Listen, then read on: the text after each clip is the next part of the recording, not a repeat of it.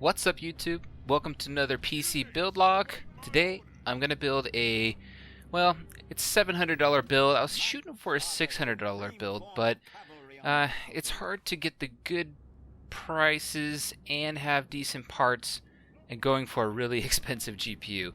Well, I don't know if really expensive is the way to describe it, but it's pretty expensive. So this build is for the 1070 GTX 1070, and I wanted to have decent parts to go with it, and I could have gone a bit cheaper and hit that $600 mark, but I didn't commit to it. So starting off, I went with the AMD FX 6300 Vishera 6-core 3.5 gigahertz, which it's going to be most likely you're going to be able to overclock this without needing an aftermarket cooler, and I would not expect the 3.5 to be kind of the standard for you. But, you know, it could be lazy and just keep it at that point. For the motherboard, I went with the MSI 970A. It's a solid motherboard. It has all the features you're going to need, and I really like that it has the USB 3.1 on it. For the RAM, I went with Crucial 8 gigs. It's not much. It's kind of a bare bones build, and I would definitely want to get 16 gigs, but for this, I just went with the absolute minimum. 8 gigs should get you plenty of RAM for any current game out there. You know, Doom. It's going to require a lot. And I think, you know, like Rise of the Tomb Raider is only like 6 gigs is minimum. And so all the recommended settings and builds and parts, they're all going to be wanting around 8 gigs as minimum. So this will get you by, but you obviously later on down the line you're going to go want and get more. For the power supply, I just went with a kind of a lower tier. It'll get you through everything, and you don't really have to worry about kind of stressing it. You don't want to run your power supply at 100% max all the time. You know, you want to be able to push probably about 90%, and that's your max. So I went with the EVGA. It's a good brand, good reviews, 500 watts. It'll get you through where you want, and it's cheap. It's $40. So, and the price usually hovers around this. So it's not like it's gonna go off sale and be, you know, twice as much or something like that. The case, Apex SK 386C. It's black.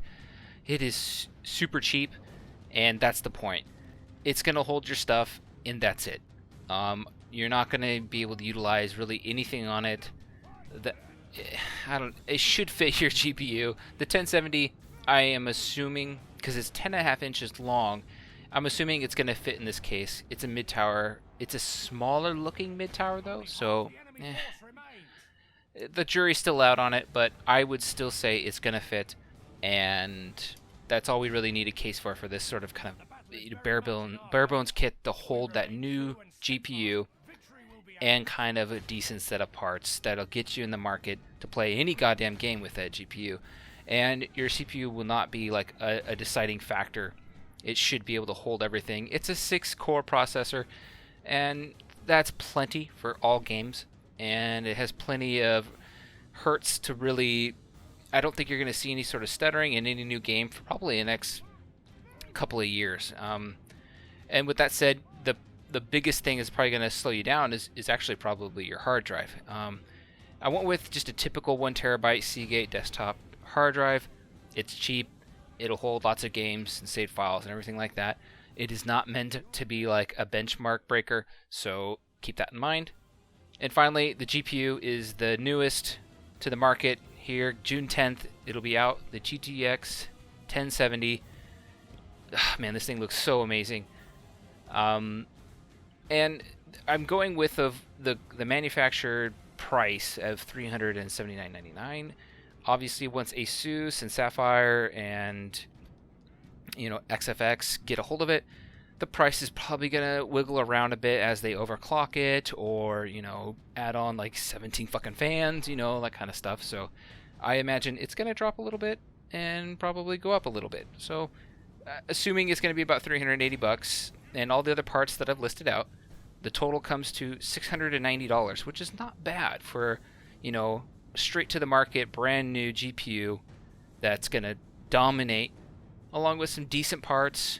And the ones that aren't so decent aren't really going to affect your performance too much. So it's a decent build. I like it. And I think it could work for a lot of people, especially those who want to jump into the gaming market and play any game on ultra settings, basically. Hope you like the build. If you want to see something else, have questions, go ahead and ask. Thanks for watching. See you in the next one.